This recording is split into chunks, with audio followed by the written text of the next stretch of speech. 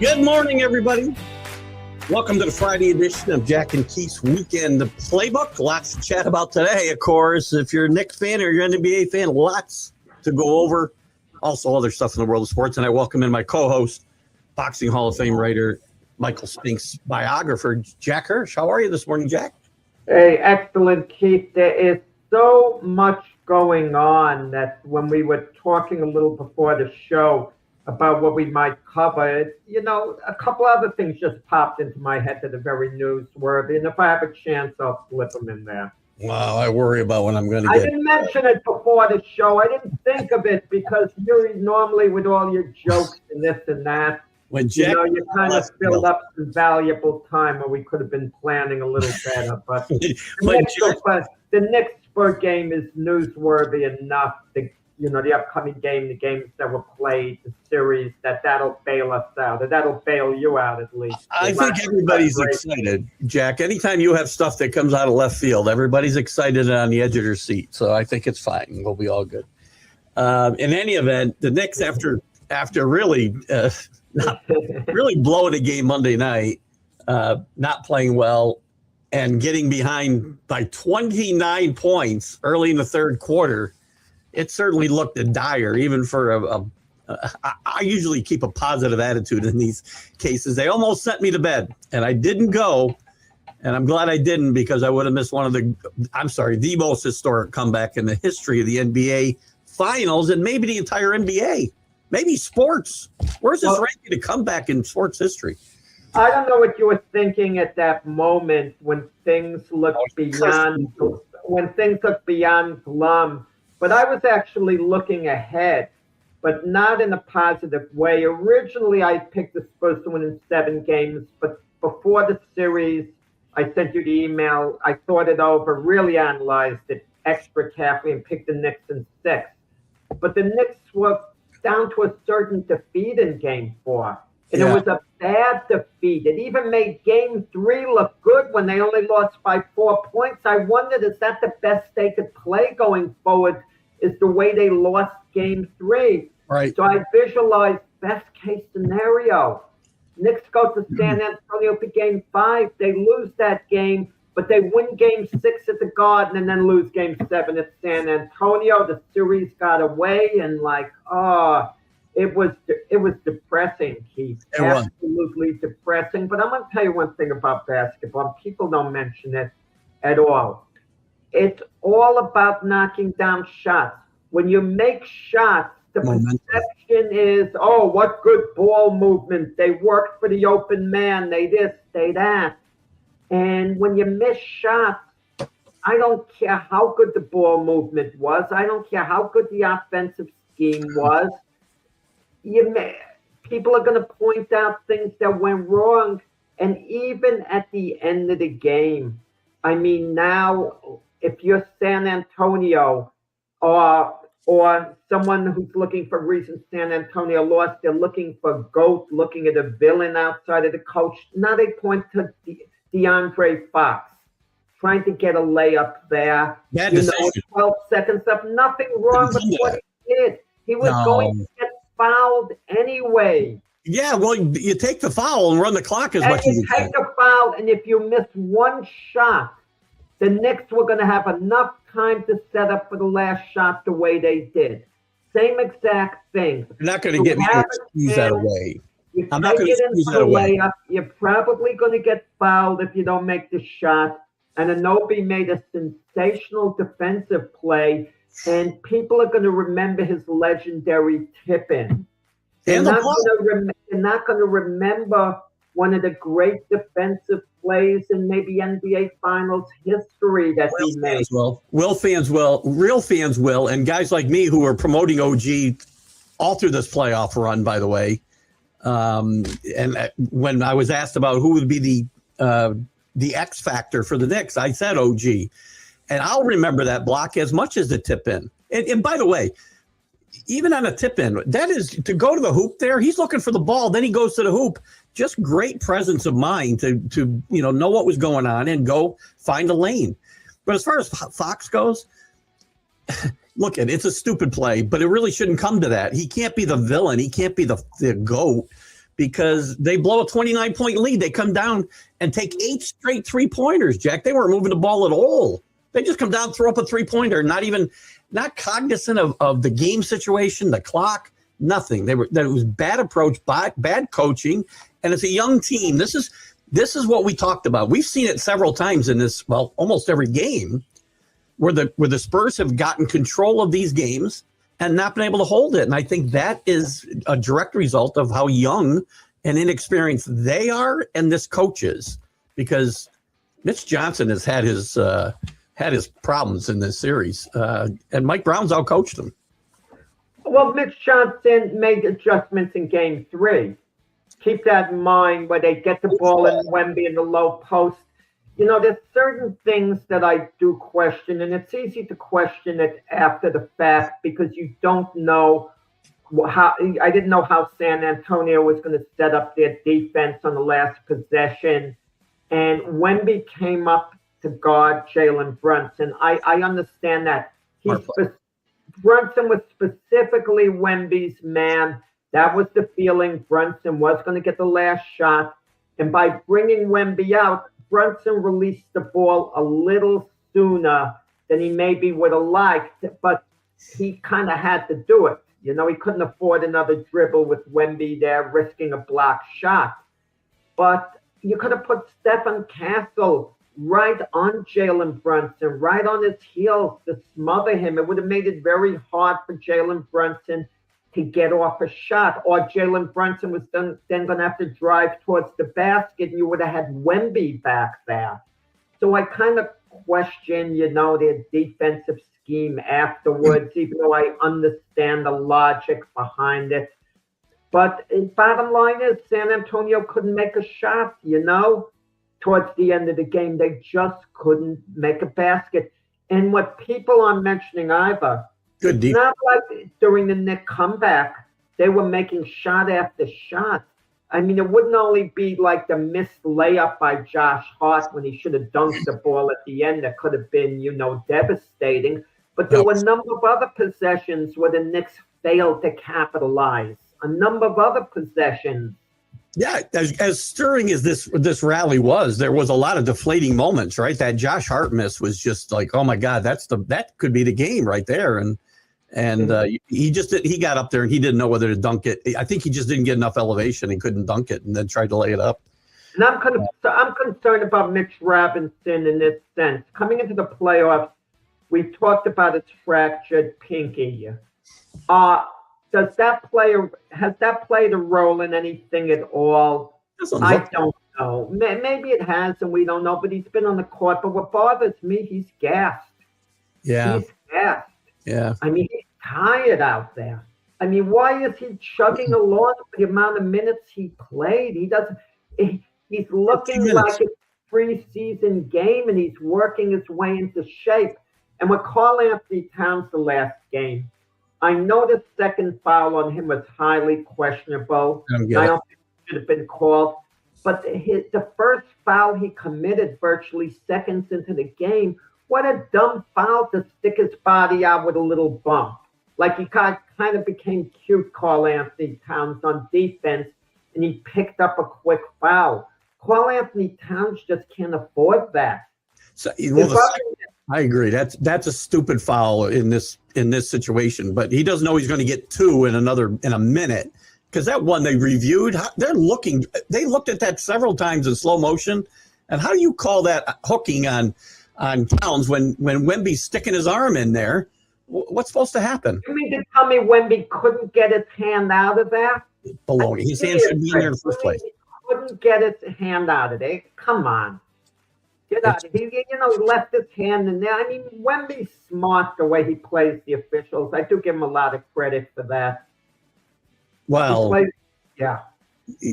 He's playing the officials, he's playing the crowd, he's playing everybody. And Wemby's starting to get himself, and we talked about it a little bit before, and we've talked about other places leading up to this, that he's getting a reputation, building a reputation that I don't know that he really is going to relish here in another year or so, because he's very chippy.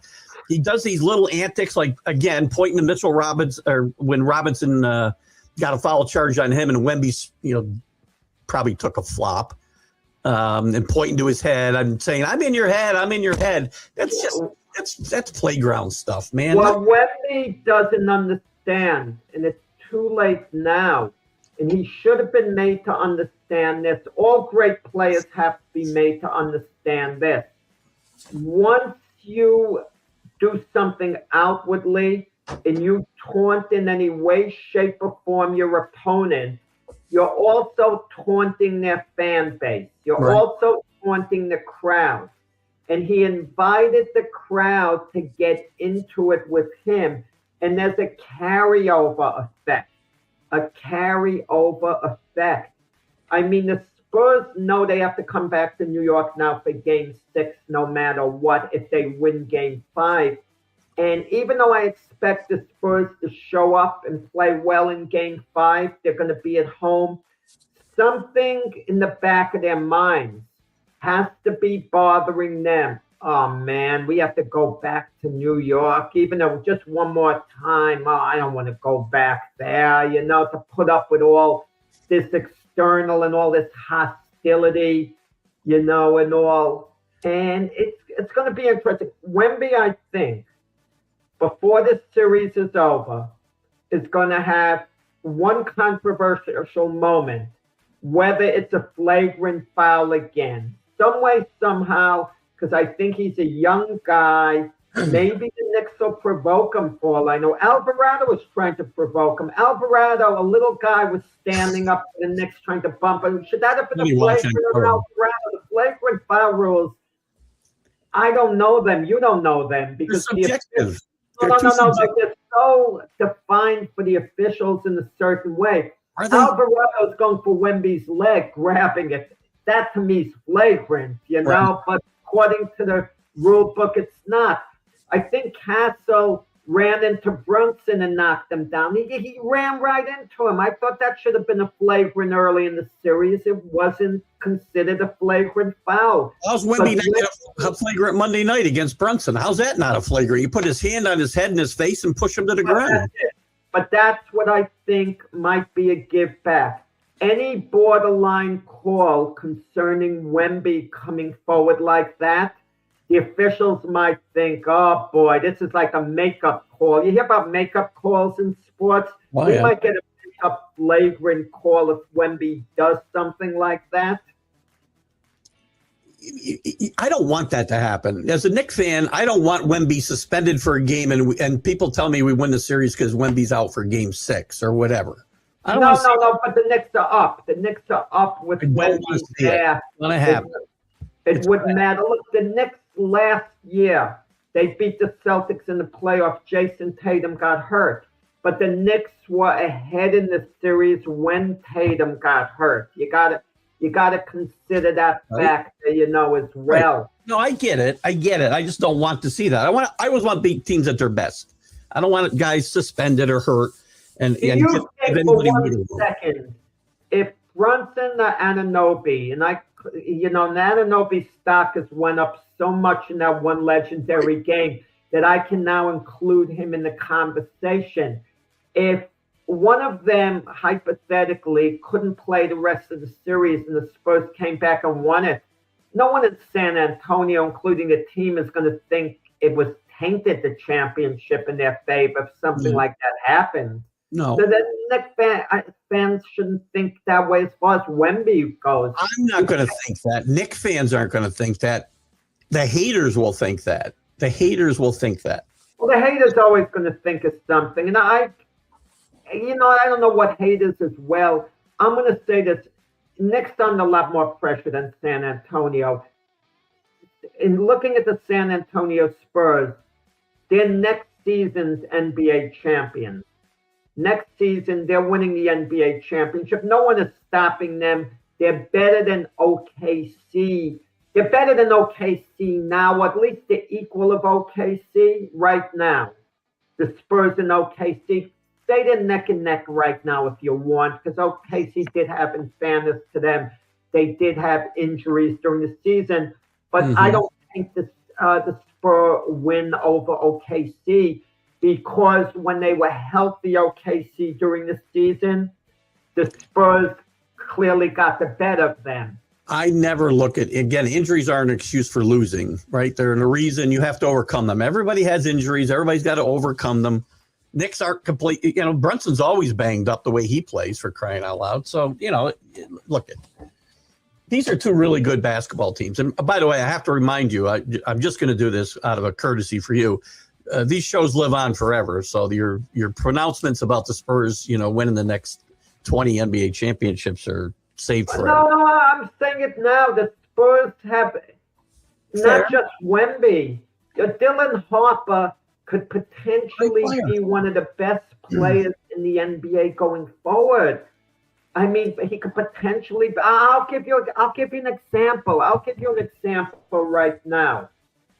If I'm the Dallas Mavs and I get a phone call, not Dallas Mavs, I mean San Antonio Spurs, and I get a phone call, we'd like to offer you a one-on-one swap, Anthony Edwards for Dylan Harper. Now, I'm not saying I wouldn't make it.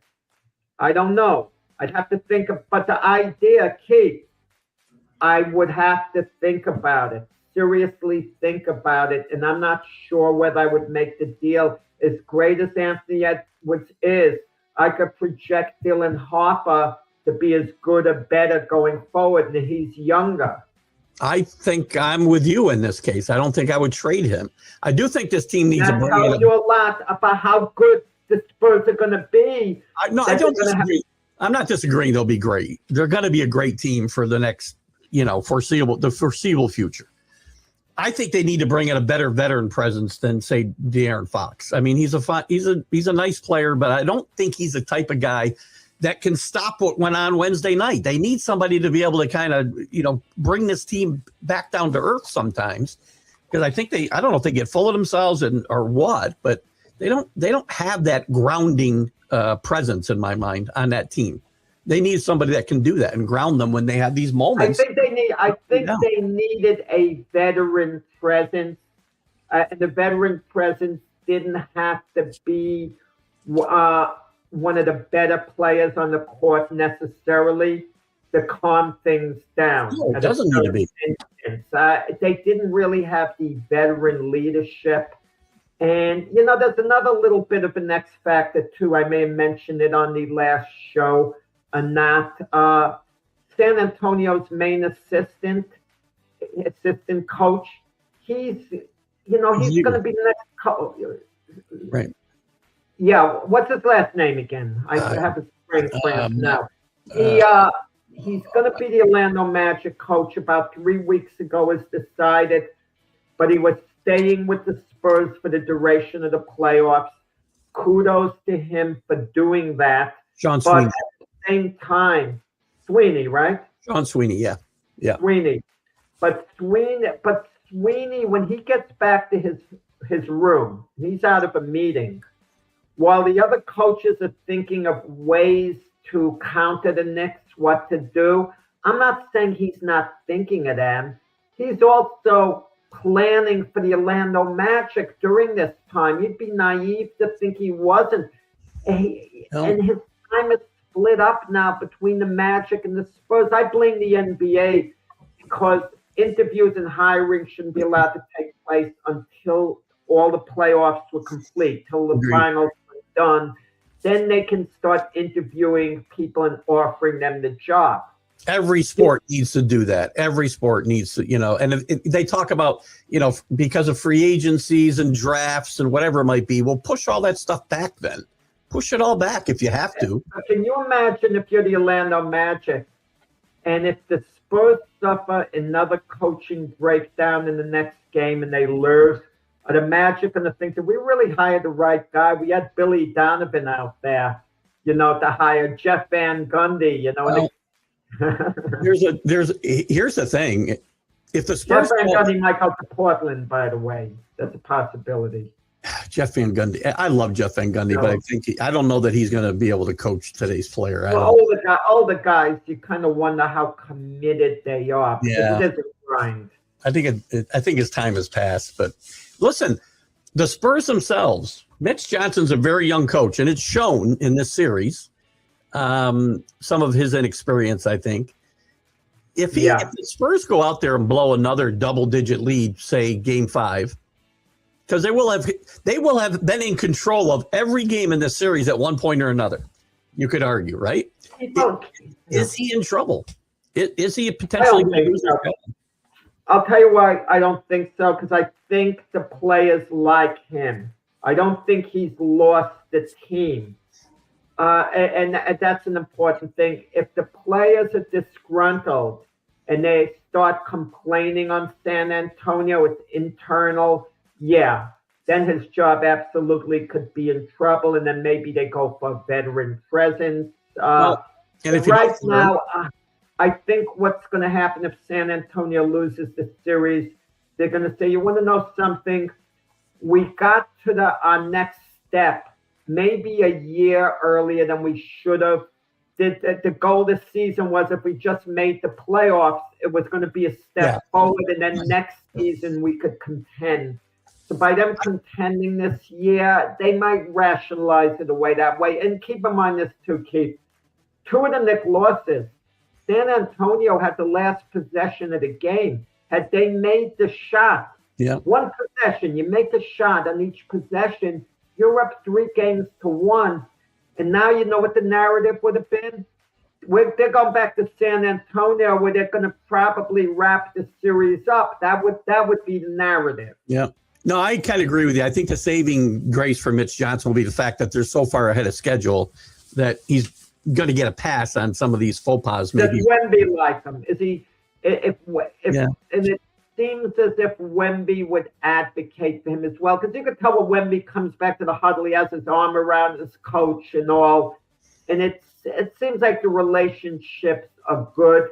He's been questioned on DeAndre Fox. Why don't you start Dylan Harper ahead of him? But you want to know something? If you look at the minutes of both guys, the minutes are similar. And that's the main thing that counts at the end. It doesn't matter who starts. It matters how much minutes they have on the court and how involved they are, in the offense. Now, you mentioned Jeff Van Gundy a minute ago being up for potentially the Trailblazer job. If he doesn't get that job, a guy like Jeff Van Gundy would be invaluable on the Spurs bench, let's say, or a guy like Jeff Van Gundy, a guy who's been through all the wars and can counsel Mitch Johnson as he continues to grow as an NBA coach. I think that's the direction they ought to go.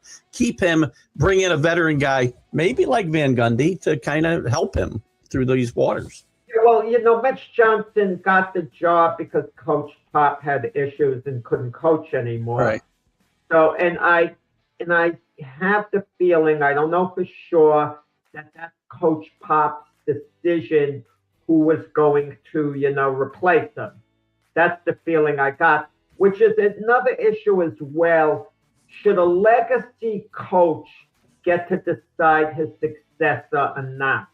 Great question. You saw it like in college, Coach K at Duke. He got to decide who his successor was going to be. And should it come from the AD in college? Should it come from, ownership completely? How much should they defer to a legacy coach who's leaving the position to pick their next, replacement? Yeah, and Rick was talking about, I don't know, he's calling you one of the 37%. I'm not sure what that's about, but congratulations. As far as being a Knicks fan, that's fair. I mean, I'm a Brooklyn Nets fan who always rooted for the Knicks as well. I always wanted to do well. I never rooted against the Knicks at any point. I mean, there was never rivalry in New York, ever, with the Nets and the Nets. I mean, they play one another. It would be a fun game. We'd take notice, the Nets and the Knicks, because we could see them both at the same time instead of in 2 separate games. Yeah. But at no point did the Nets and the Knicks in their history ever have a true rivalry, because there was never a point where they were both championship contenders. This isn't the case, the Knicks and the Nets, like the Spurs and OKC or whatever. Well, because the Nets are never good enough. That's why. So they had a couple of years when they had Jason Kidd. Yeah, but the Knicks weren't any good then, right? Back finals. I don't think the Nets and Knicks, I feel like they've never been, again, they've probably been okay at the same time, but never been really good at the same time. That's what I said. That's Right. why if there was ever a situation where the Nets and the Knicks would have both been championship contenders, maybe my feelings would have been different. I would have been forced to side with the Nets completely, and the Knicks would have then become a little bit of the villain to me. It's possible, but that's never been the situation. And my Net fandom goes back to the ABA, because I was around when the Nets first started. Okay, when the Nets first started, so it was easy to adopt them as my team from the beginning. I think my feelings for the Nets are probably the same as yours for the Knicks. I don't have any. Well, you probably have some feeling for the Knicks. I don't have any for the Nets one way or the other, just because they've never been good enough. They're not good. My Net membership my Net fandom is being frozen right now, like a gym membership. You're freezing it. That's your way, so you don't want to pay. Very wishy-washy. But I'm going to say this too. If you're from New York during the season, and this has been the case with me, and you want to go to a game, you can afford Brooklyn Net games to go see the Nets play. You can't afford the Knicks. And it's always been that way. Years ago, when the Nets played in New Jersey at the Prudential Center, in Newark, the Cleveland Cavaliers with LeBron James were in town. I went with my buddies and we went to the Net Cavalier game there, but we wouldn't go to a Net Cavalier game at Madison Square Garden because the prices were off the charts. Just go to the Mayor. Miami Heat game with LeBron, I forgot. But in any event, I did a comparison what tickets would cost each game. I thought, this is crazy what it costs to see LeBron play at MSG, but at the Prudential Center, it's actually affordable. Well, go with the Mayor. You'll be able to go for free and, get prime seats. That's what he does. So you're all good. Speaking of the Mayor, I know we talked about this before. The city of New York, they get a bad, listen, I'm upstate, so I'm not from New York, and I go out of my way, quite frankly. No knock to New Yorkers, really. But I want to make sure they know I live upstate and not in the city, because that's what they assume when you say you're from New York. But we get a bad name because of a few thugs. That's not a few, as you mentioned earlier. It's a lot of thugs, but most of them are probably going to the games. I don't consider them real fans. And I think the rest of us are colored in a bad light because of these guys who are, running wild on the street, throwing things at Wemby, beating up Spurs fans, starting cars on who God knows what's going to happen when they win. And they should throw the book at these guys to deter people from doing it in the future.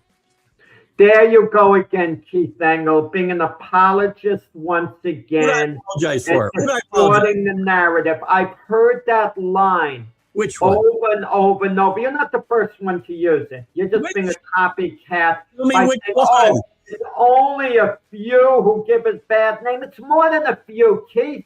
It's many who do that. Percentage of the overall fan base. And you're I know you're a Law and Order guy. Okay, I'm going to give you that. So.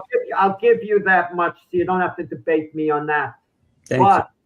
But we have an elected official here, the mayor of New York, who flubs things off and says, oh, well, it's a very passionate crowd, a very exuberant crowd. I'm paraphrasing. He's going to say things like that. Okay? It's more than a few. I want the city. Hold on. Let me interject real quickly, because I want to make sure that I'm not colored in the same light as Mayor Mandami, please. So, because you could give me all the $100 million you have in the bank, Jack, and you couldn't make me vote for a guy like Mandami ever. Well, I'm not getting the political thing. I'm just saying. No. Do not color me in the same light as Mandami, because when I say a few, I'm not dismissing it the way he is. I'm saying this is a huge problem. He's saying it's not. So let's make sure we're on the same page here. And it's going to get worse, Keith. It is going to get worse one way or the other, a lot worse. And I'm scared some really bad things might go down. Because one of two things is going to happen before the series is over, Keith.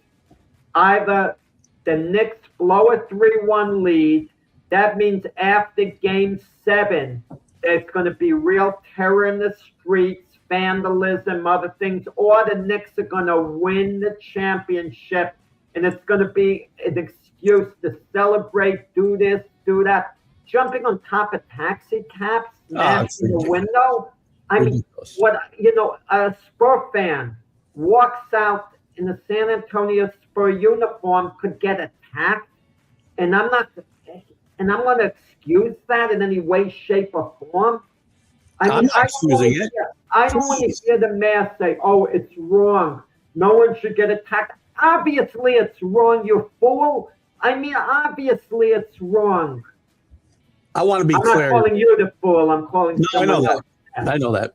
I want to be clear. When I say a few, I'm only talking about the overall percentage of New Yorkers who are Knicks fans throughout the entire state, not just New York City, everywhere.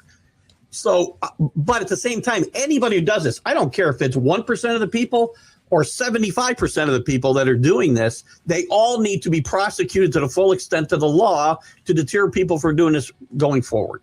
Because it's going to be ugly there if they win, whether they win in San Antonio or whether they win.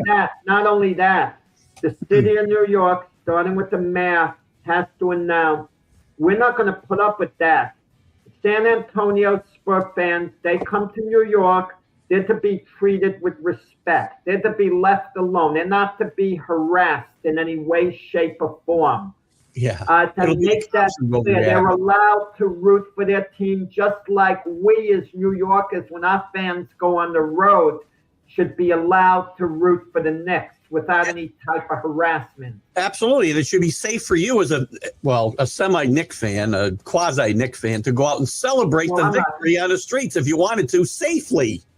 Right? No, but there's any. Would you go out in the streets? Would you go on the streets and celebrate this if you? I mean, I know you're not want to do that. San Antonio Spurs fan. No, I would. As a Knicks fan, would you feel safe going out and celebrating this victory in the streets when it happens? I wouldn't. I would be sure to wear a Knicks jacket, a Knicks cap. I'd still be concerned. I would be concerned. I would be concerned to a point, but. If you have your Knicks gear on, you thought of as being one of them. They're not going to mug you as a Knicks fan. Knicks fans are going to mug other Knicks fans. I don't know. They'll burn. No. What they're going to do. Whose cars are they going to overturn? They're going to cause damage to institutions. They might smash store windows, run in, take stuff. That's the idea of celebrating. But Keith, bottom line is this: the majority of these people at the watch parties, how many Knicks games do you think they've watched this year? Probably 2-3 games. Probably the final. If that's about it. It's a happening. It's a place to be. That's why we're seeing the young people out there. It's a place to party. The weather's nice. You're out in this big gathering. It's a happening. It's an event. They're having fun. Celebrating. It's a I'm not getting. And you can do it when you're poor. You don't have to spend any money to do it. It's not costing anything. Not costing me anything to sit in my recliner, safe and sound as well. So I know I'm safe there. Nobody's gonna mug me there. Because you're into the game and this and that. Look, it's same thing, but in a different scenario. You have these Super Bowl parties. Anyone who's going to go to a Super Bowl party, isn't a fan. They're not a fan. No. They're just to go there to eat, to talk. They see some plays on the TV, then they turn away, then they're talking. It's first down. They see the first down play. Then the next time they're looking at the screen, the other team's punting on fourth down, and they're discussing it like the end of the game. I mean, come on. I've gone to some Super Bowl parties, and it's a great place to go if you don't want to watch a game, for sure. I don't want to watch the game. I did it one year, and I'm kind of glad I experienced it over my sister's house. It was the complete waste. It's probably been 30 years of my time. I'm telling you that, too. I went into another room to watch the game. Some people followed me. Someone asked me what a punt was. I kid you not. What is a punt? They were listening to the commentator. And I told them, look, if this was a regular season game, I would explain it here, but this is the Well, Super Bowl. And, I was a little snippy. I'm in normal. Come on. Listen, to give that person a little bit of credit, they do to seek out a Jet fan to find out what a punt was. So at least give them credit for that. The game I actually went to, ironically, was the one year that the only Super Bowl Aaron Rodgers won when the Packers beat the Steelers that year. That was the Super Bowl game. Well, that's a good one to miss, I guess. So what can you do? I don't even let my wife watch it with me. She said a couple of years. She said, "Oh, you want me to watch the game with you?" And I went, "No, because you haven't watched one regular season game with me. If you watch a regular season game, you can watch the Super Bowl. But no, I want to watch it in private. I don't want any friends over. I wouldn't even want you. I might be able to tolerate if you're my next door neighbor, because at least you would watch the game. I'll bring beer. Watch the game. I'll bring beer too. So I'm a good guy to invite. Before we leave basketball, hang on one second, Danny. Danny wants to say good morning. We weren't. I noticed our feed wasn't going through to my personal page, so we might be missing a few people this morning. Good morning, Danny. Good to have you with us out there in LA. Before we leave basketball, LeBron was quoted this week as saying, when they were talking about GOATs and whatnot, he said he would never pick anybody over himself as the GOAT in NBA basketball. Now, this is obviously a subjective question, right? Everybody's got a different opinion. I guarantee you, whatever he set aside, Michael Jordan thinks he's the GOAT. I know he said he often defers. I know he thinks he's the GOAT. We have a problem. I'd have a problem if somebody doesn't think they're the GOAT if they were one of the best players of all time. I don't have a problem with LeBron tooting his own horn. Not at all. Because every player should have a goal to be the best ever. And I'm going to tell you, you might disagree, being a Patriot fan there, when the Patriots got upset and by the Giants, the last game of the year, the unbeaten season went down. At that point, I think Tom Brady had 3 Super Bowls under his belt, if I'm not mistaken. Yep. Peyton Manning had 1. Now, Peyton Manning was thrilled. Now, Peyton Manning likes Tom Brady. He's his friend. Don't get me wrong. He likes him. They genuinely like one another. Peyton Manning is like LeBron. His goal was to be the greatest ever. That meant a lot to him. But he couldn't let Brady get too far ahead of him as far as Super Bowls went. As it turned out, Brady wound up blowing everyone out of the water. So Manning can never be put ahead of Brady now, logically, in most people's all-time lists. But Eli wins that game, okay? He is thrilled, not just for Eli, which Peyton was, very happy for Eli winning a Super Bowl, but because Peyton's also thinking to himself, Brady's still close to me. If I could get just even one Super Bowl closer to Brady, I'm in the race for the best ever, per se. And that's how it is. And LeBron said it years ago, talking to one of the kids being interviewed, a high school kid, saying he still has that elephant in the room that he has to catch public perception. LeBron has always been about being the best, controlling the narrative, being the best. And Jordan has always kind of been in his way. Listen, I agree, I think, with all of that. And LeBron has a right to think he's the best because he's put up the numbers and, And he's had the best career. Say what you want, who's the best at peak value, but LeBron has had the best career. I don't want to hear because Bill Russell's 11 titles. I mean, that you could factor in as well, but Bill Russell wasn't as good a player, as great a player as LeBron James. I've seen them both play. Bill Russell, you could argue, from one end of the court, was the greatest defensive player of all time. You can make that argument. I've never heard him described as the best player of all time. I've heard him described as the biggest winner of all time, which is accurate. Listen, Phil Jackson was once interviewed, and this has slipped under the radar, that many years ago, I think he rated Jordan the second best player ever, that Bill Russell was the best. They asked Phil Jackson years and years ago, who's the greatest player? You ever saw him? He said Bill Russell, because Bill Russell was his contemporary. Yeah. That's thing about it. That makes sense. But then Red Auerbach, they asked him who you would take, Jordan or Russell. Would you take Russell over Jordan? And he said, I'm not so sure. He said, you got to consider the economics of basketball as well.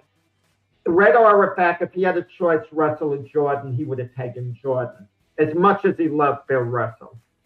Fair.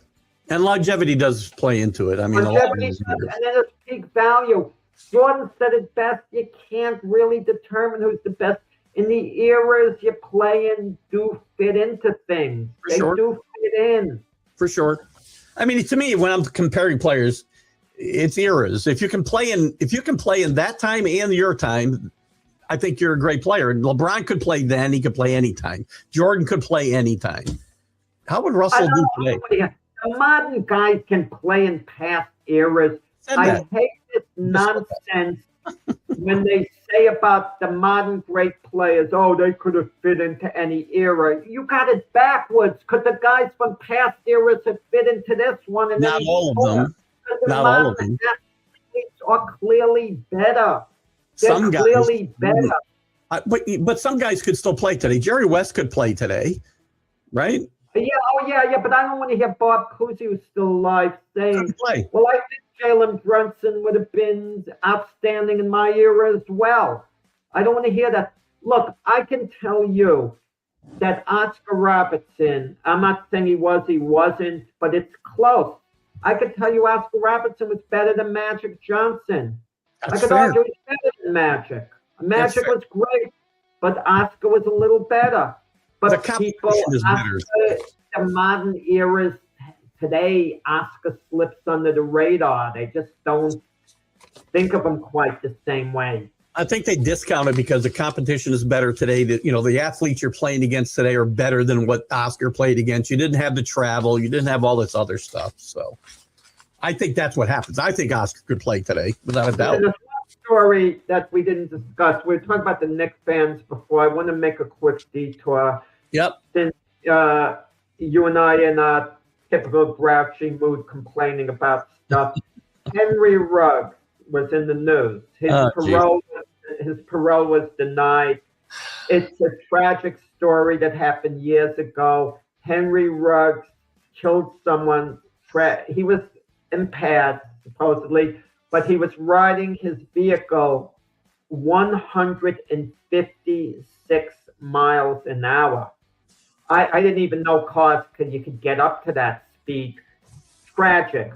But listen, I feel bad for Henry Ruggs too. Don't get me wrong. His life was ruined through his own choices. I feel bad for anyone who screwed up their life.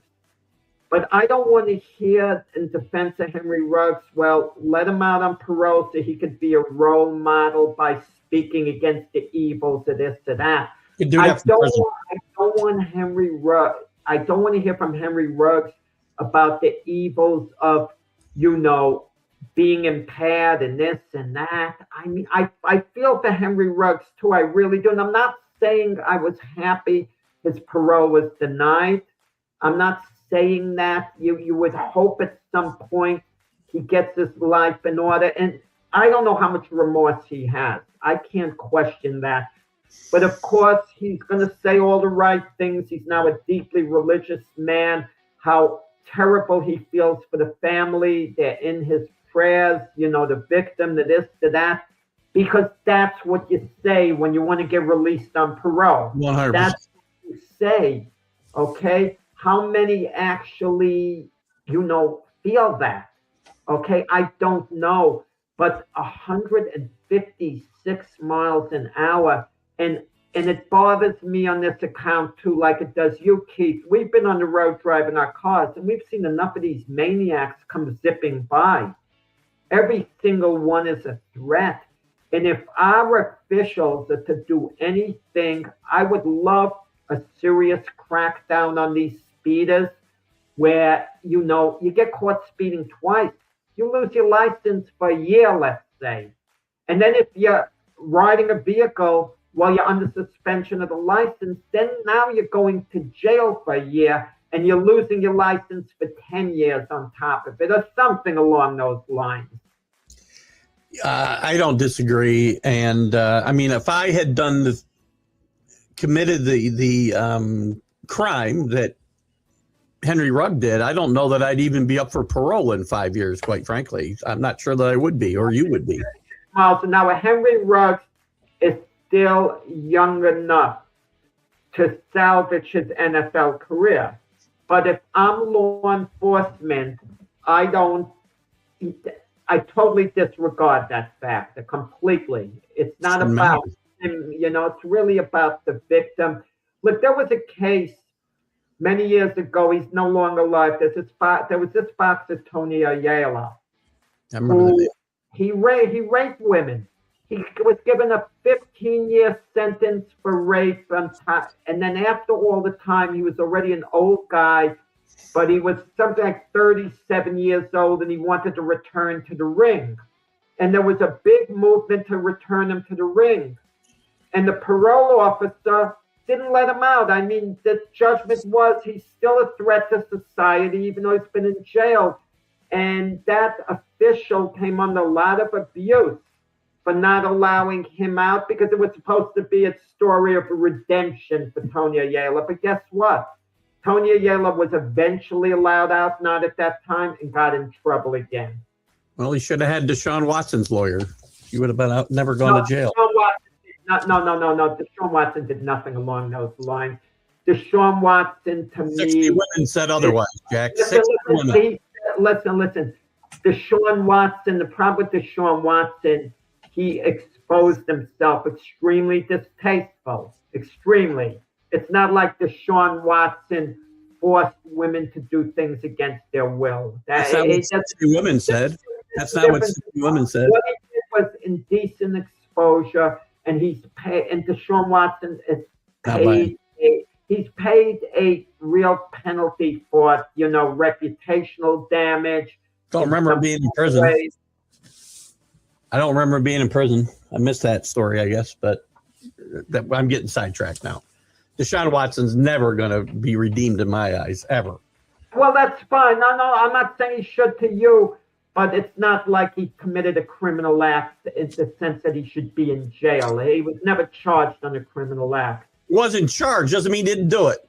That's two different. No, they had enough. He would have been charged had he, believe me. But I'm not buying it. Not buying it. Okay, whatever. 60 women don't conspire. No, Deshaun Watson was wrong, and absolutely. Just don't let's get out of footballs. But getting off that, Keith, the World Cup beginning.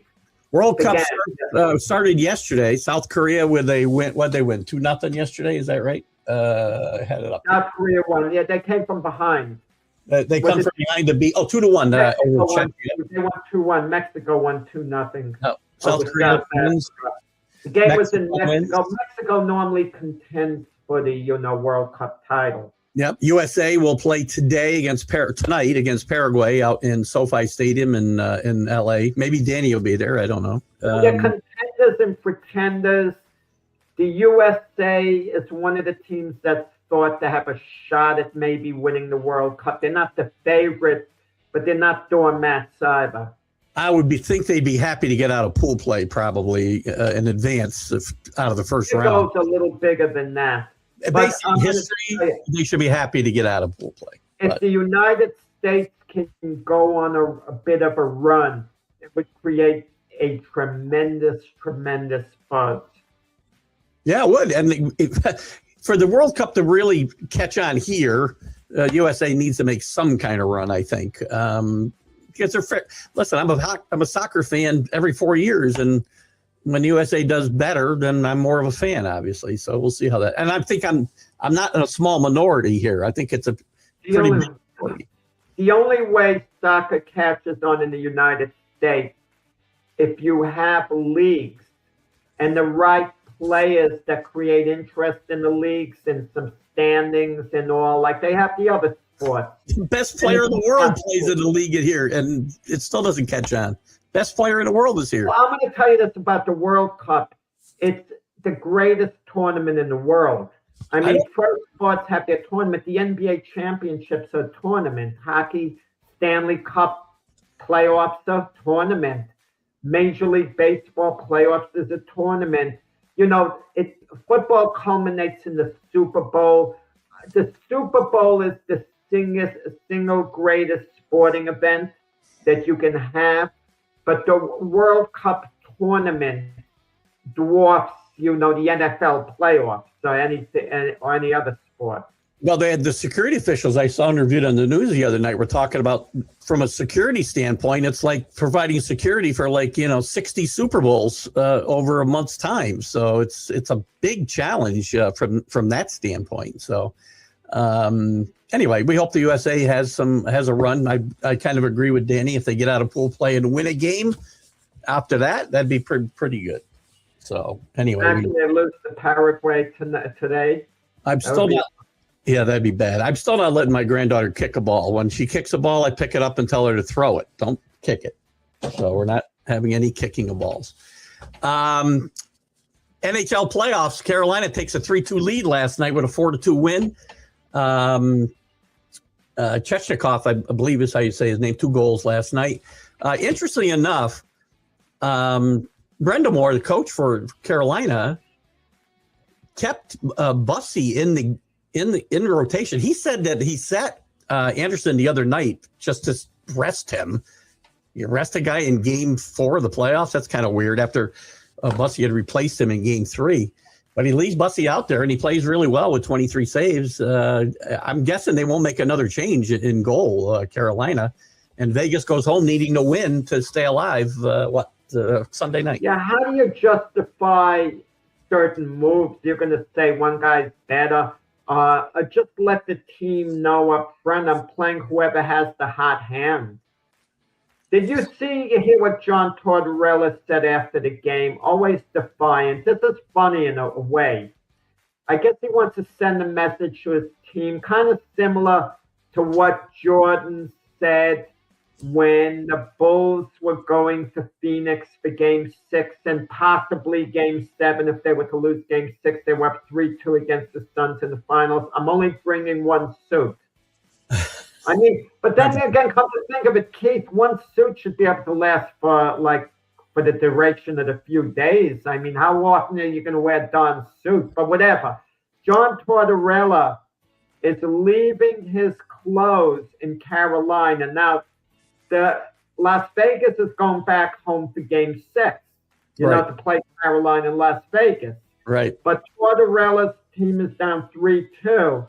He's leaving his clothes in Carolina because why have him? Because that's his way of saying we're going to be back after Game 7.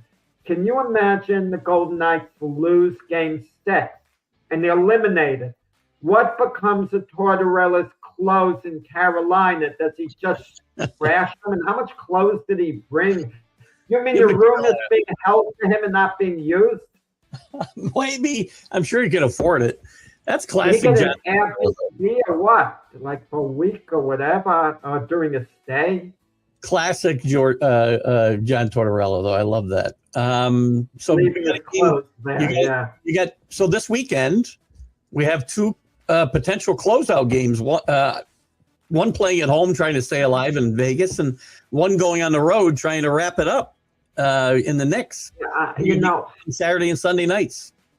I have a problem, Keith. Maybe you could help me with it. Sonia booked me to do her show on Wednesday night, June 17th.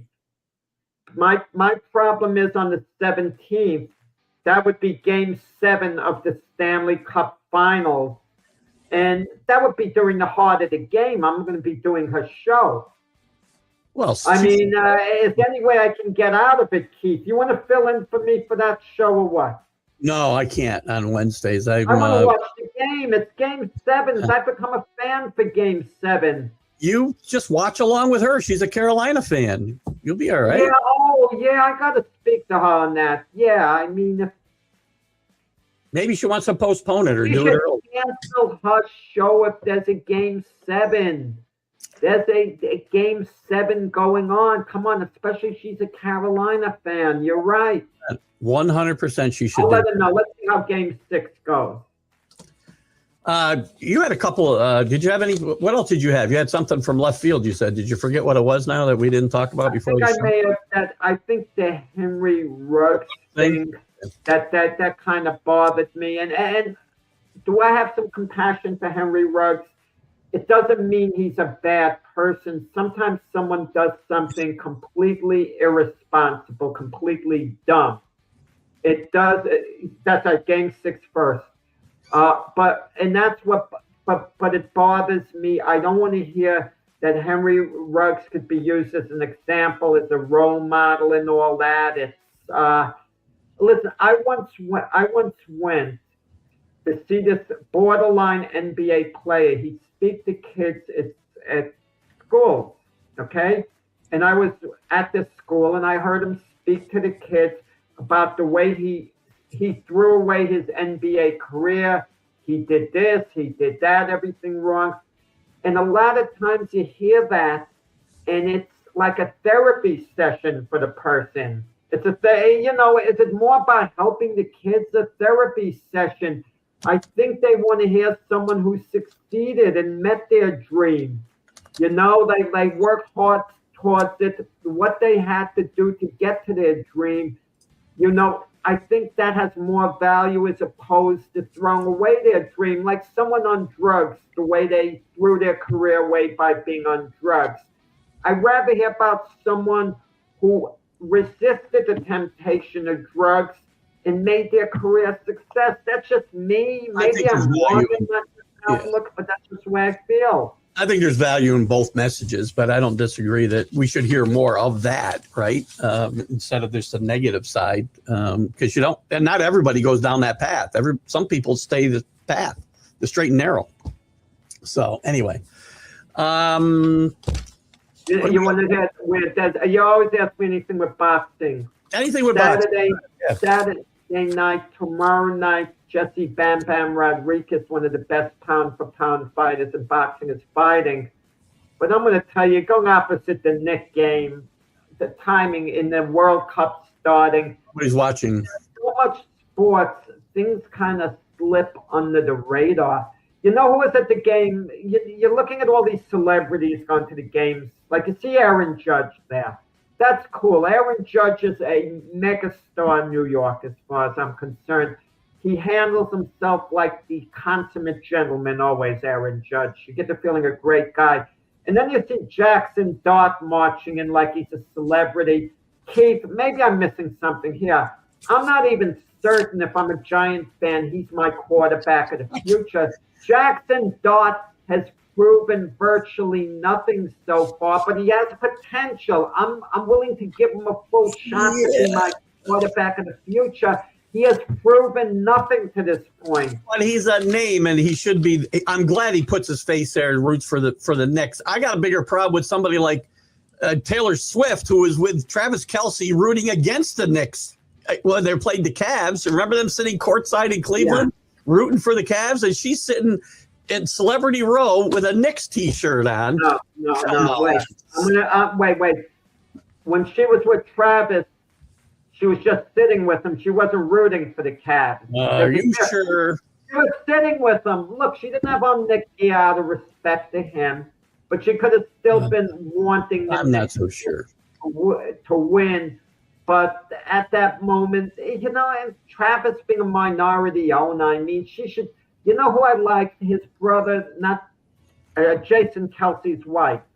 Kelce's wife, before the Eagles played the Chiefs in the Super Bowl, even though Travis is her brother-in-law, she says, I'm rooting for the Eagles. She's always been an Eagles fan. I'm rooting for the Eagles. I'm just saying. I see Ben Stiller and Jerry Seinfeld and these guys at every Knick game. I don't ever see Taylor Swift at a Knick game. Maybe I'm missing it, but I don't think she's good for ratings. The NBA wanted her there. The other girls with her, that's, I'm sure, part of her entourage. So Taylor said, look, they have to come to the game, so they were allowed in. Now, we weren't on the same page a lot the first half of the show, Danny, but do go back and watch it, please. And a couple of programming notes. There'll be no debate show tomorrow. There'll be a replay of a previous debate show. And we will, I know it was announced differently, we will have I don't even know what we call the Sunday morning roundtable show, the McGrath Podcast Network, but at 8 a.m. we will have a live show with Jack and James and myself. Well, that's if James makes it on time, if he doesn't sleep late. I mean, if James comes on late and apologizes, I don't want to hear you say, that's okay, brother. I don't know how we get into these conversations. I love James. James makes good points. James is a smart guy, logical, level-headed. You know, he is very good. Respect to James. Yes, for sure. And we'll see. I'll see you on Sunday morning with the Sunday Stream of Consciousness as well. Guys, have a great weekend. Let's go Knicks tomorrow night. Even Jack's on board. I might have to burn that email if they don't win, Jack. But I said beforehand the Knicks in 6, but I'm going to be honest. The game 4, the way it was going, man, when they fell behind, I was thinking, I should have stuck with the Spurs. You know, that entered my mind. Need a better start tomorrow night. Not over yet. 3-1, it is not over yet, Knicks fans. It is not over yet. Spurs are capable of coming back, even though I don't think they will. Let's wrap it up in game 5 and not worry about it. See you later, guys. Have a great weekend. Bye-bye. Oh.